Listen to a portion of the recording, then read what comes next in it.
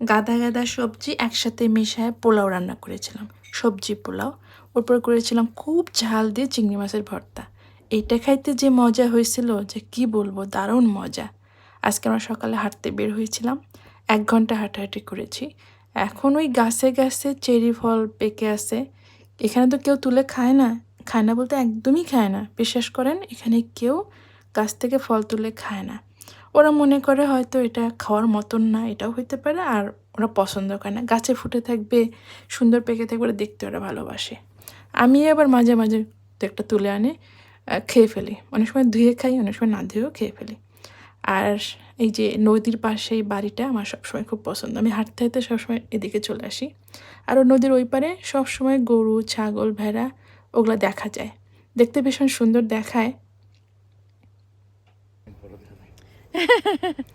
না বড় আছে।